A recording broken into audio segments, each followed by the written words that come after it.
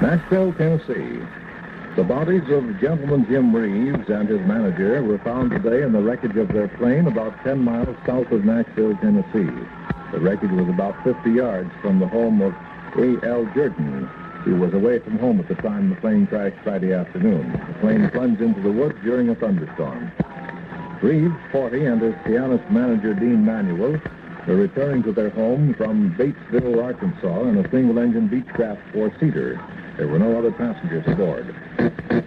The wreckage was found by a civil defense volunteer, one of about 500 persons who had been conducting a two-day search in the Brentwood suburb, an area of rugged hills and country estates.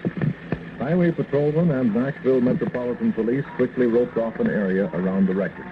Newsmen were not permitted to examine the wreckage closely, but several of the officers present confirmed that the bodies were in the plane. The plane was found just as search coordinators began shifting their operations further to the south. About 400 persons and a half dozen airplanes were participating in the search.